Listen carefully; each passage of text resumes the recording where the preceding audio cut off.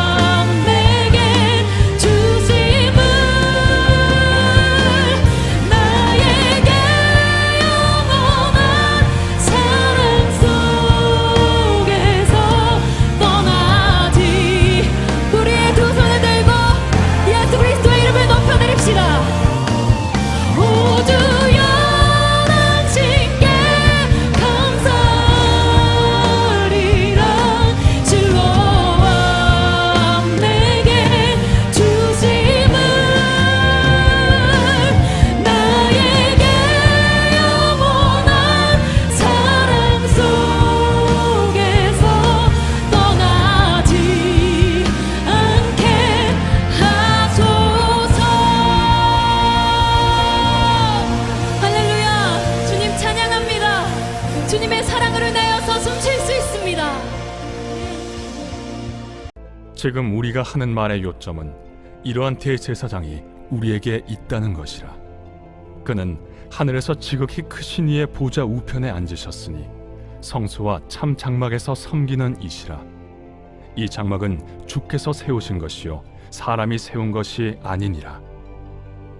대제사장마다 예물과 제사드림을 위하여 세운 자니 그러므로 그도 무엇인가 드릴 것이 있어야 할지니라. 예수께서 만일 땅에 계셨더라면 제사장이 되지 아니하셨을 것이니 이는 율법을 따라 예물을 드리는 제사장이 있음이라. 그들이 섬기는 것은 하늘에 있는 것의 모형과 그림자라. 모세가 장막을 지으려 할 때 지시하심을 얻음과 같으니 이르시되 삼가 모든 것을 산에서 내게 보이던 본을 따라 지으라 하셨느니라. 그러나 이제 그는 더 아름다운 직분을 얻으셨으니 그는 더 좋은 약속으로 세우신 더 좋은 언약의 중보자시라. 저 첫 언약이 무흠하였더라면 둘째 것을 요구할 일이 없었으려니와 그들의 잘못을 지적하여 말씀하시되 주께서 이르시되 볼지어다 날이 이르리니 내가 이스라엘 집과 유다 집과 더불어 새 언약을 맺으리라. 또 주께서 이르시기를 이 언약은 내가 그들의 열조의 손을 잡고 애굽 땅에서 인도하여 내던 날에 그들과 맺은 언약과 같지 아니하도다. 그들은 내 언약 안에 머물러 있지 아니하므로 내가 그들을 돌보지 아니하였노라. 또 주께서 이르시되 그날 후에 내가 이스라엘 집과 맺을 언약은 이것이니 내 법을 그들의 생각에 두고 그들의 마음에 이것을 기록하리라. 나는 그들에게 하나님이 되고 그들은 내게 백성이 되리라. 또 각각 자기 나라 사람과 각각 자기 형제를 가르쳐 이르기를 주를 알라 하지 아니할 것은 그들이 작은 자로부터 큰 자까지 다 나를 알미라. 내가 그들의 불의를 궁휼히 여기고 그들의 죄를 다시 기억하지 아니하리라 하셨느니라. 새 언약이라 말씀하셨음에 첫 것은 낡아지게 하신 것이니 낡아지고 쇠하는 것은 없어져 가는 것이니라.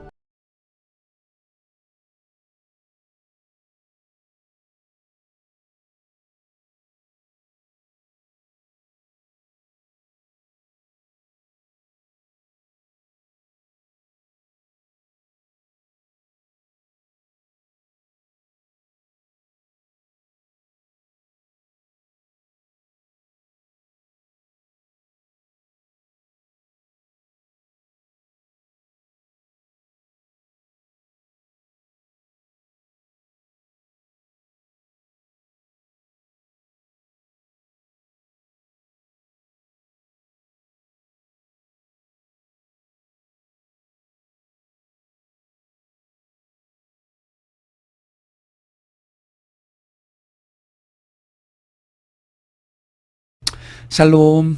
오늘도 좋은 하루입니다. 세상에 참 좋은 게 많죠.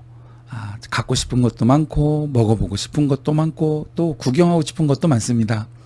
그러나 우리가 눈에 보이는 것을 추구하는 세상에서 보이지 않는 하나님을 믿으며 살려면 많은 인내가 필요합니다. 우리가 믿음과 인내로 살아야 하는 이유는 바로 하나님이 우리에게 약속하신 언약의 중보자 예수님이 계시기 때문이죠. 우리가 감각과 실리를 쫓는 사람들 틈에서 하나님 나라의 의와 소망을 구하며 사는 그 성도의 삶은 믿음으로만 가능한 것입니다. 어려운 현실을 우리가 믿음과 인내로 견뎌야 할 이유가 여러분 어디 있을까요? 그것은 하늘 성소에 계시는 대제사장 예수님이 계시기 때문입니다.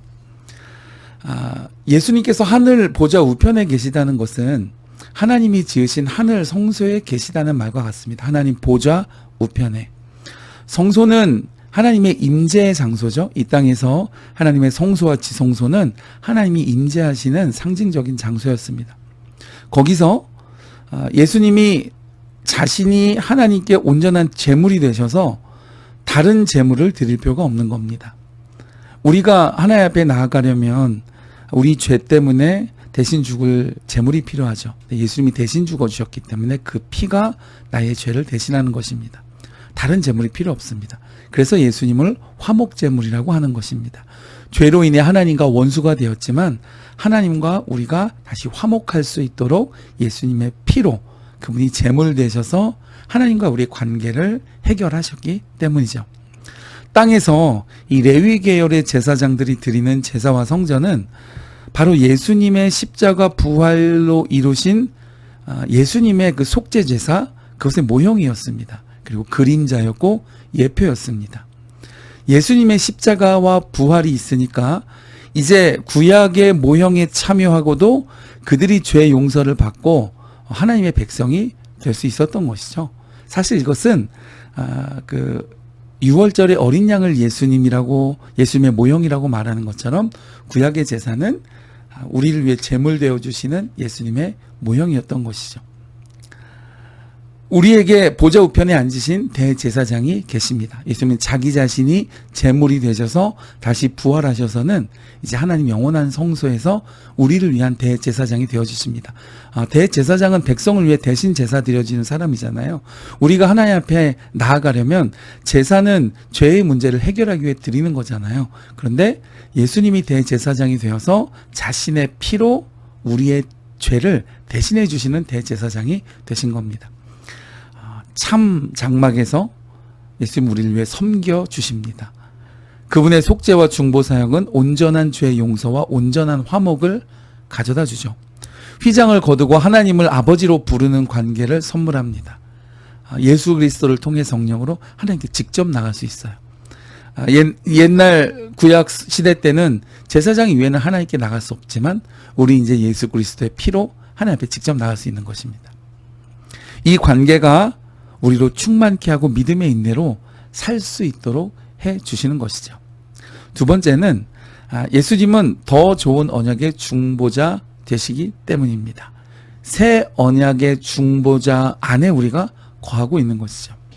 주님은 더 좋은 약속을 따라 더 아름다운 직분을 얻으셨습니다. 이 말은 첫 언약의 부족함을 극복하고, 그러니까 율법으로 우리에게 주신 하나님과의 언약이 아니라 새 언약, 사랑과 은혜를 보여주시고 성령을 통해 마음으로 주의 뜻에 순종하도록 할 수 있는 새 언약의 중보자가 되시는 겁니다. 옛 언약은 율법을 지키는 언약이었죠. 그러나 지금은 성령의 법을 지키는 새 언약인 것입니다. 언약을 제물로 자신을 드리셨기에 그것이 가능한 것이죠. 현실의 현실을 믿음과 인내로 살아야 할 이유가 바로 여기에 있는 것입니다. 새 언약은 옛 언약을 성취한 것으로 원래 하나님께서 자기 백성을 맺고 싶어 하신 관계의 원형을 보여줍니다.